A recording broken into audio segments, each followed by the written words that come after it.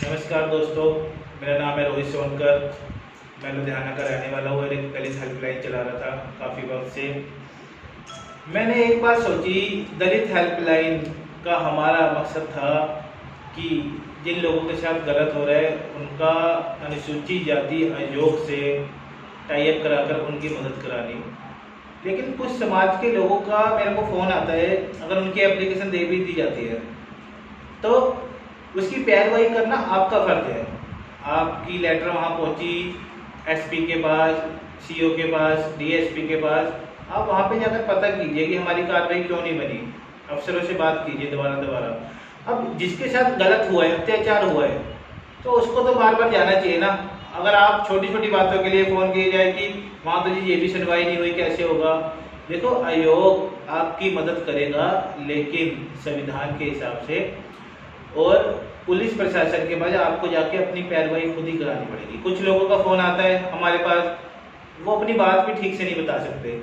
मैं आपको ये कहना चाहता हूँ, अगर आप अपनी बात ठीक तरह नहीं बता पाते तो आपको इंसाफ मिलना बहुत ज़्यादा मुश्किल है। मैं आपको ये कहना चाहता हूँ, आप अपने हकों को तो समझो। आपने अपने हकों को समझ लिया, अपने कानून को समझ लिया। आपको पता होना चाहिए कि आपके साथ गलत हुआ है तो आपने कहाँ जाना है, कहाँ कंप्लेंट करनी है। अगर वो अधिकारी नहीं सुन रहा तो उसके ऊपर कौन से अधिकारी के भेजा है। अगर वो अधिकारी नहीं सुन रहा तो सीएम हाउस लेटर भेजो, आयोग के पास जाओ। शेड्यूल कास्ट के बारे में नहीं कह रहा हूँ मैं, कोई भी हो। अगर किसी औरत के साथ गलत हो रहा है, महिला आयोग में जाए। किसी माइनॉरिटी के साथ गलत हो रहे हैं, सिख भाई के साथ, ईसाई भाई, मुसलमान के साथ, तो माइनॉरिटी में जाए। इस तरह का कोई जनरल कैटेगरी के साथ गलत हो रहा है तो वो ह्यूमन राइट्स में जाए।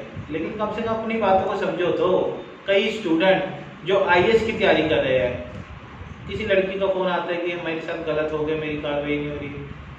अगर आईएएस जो बच्चे पढ़ रहे हैं, अगर वो ये कह रहे हैं कि हमारी सुनवाई नहीं हो रही, तो बहुत गलत बात है। प्रशासन की भी एक बहुत बड़ी नाकामी है कि वो बिना किसी सिफारिश के किसी का काम नहीं कर रहे, लेकिन ये गलत है। सबसे पहली बात, जिस पे अत्याचार हो रहा है उसको इतना पता होना चाहिए कि मैं कहाँ पे कंप्लेंट डालूँ और पैरवाई मैंने कैसे करनी है। ठीक है, अगर किसी नेता के साथ पहचान है, कोई अफसर, कोई अधिकारी है, कोई समाज सेवी है, तो वो आपको फ़ोन कर सकता है एक बार जाने के लिए, लेकिन उसके बाद पैरवाई आपको ही करनी पड़ेगी अपने केस की। और दूसरी बात, मुझे कुछ साथियों का फ़ोन आता है कि हमारी हेल्प कीजिए, राजनीति में हमें कोई ऐसा पद दिला दीजिए कि हम समाज का मदद कर दीजिए।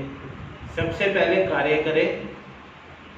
अगर आप निगाह में आओगे सरकार की तो पद तभी मिलता है। सबसे पहले कुछ करके दिखाना पड़ता है, उसके बाद पद मिलेगा। लोग क्या करते हैं, बड़ी बड़ी फोटो लगा देते हैं। फोटो पे ध्यान मत दो, मोटो पे ध्यान दो। चित्र पे ध्यान मत दो, चरित्र पे ध्यान दो। कुछ लोगों का, मैं ये कहना चाहता हूँ, अगर कोई लाइन पकड़ी है तो उसको भटको ना। अगर कोई लाइन पकड़ी है तो अब एक राजनीति शुरू कर ली, कुछ 3-4-6 महीने में आपको लगा रहे यार यहाँ तो मेरा कुछ नहीं हो रहा, मैं बिजनेसमैन बनता हूँ। एक लाइन पकड़ो। किसी ने सिंगर बनना है, किसी ने हीरो बनना है, किसी ने पॉलिटिशियन बनना है, समाज सेवी बनना है। एक लाइन पकड़ो, उसी लाइन पे चलो।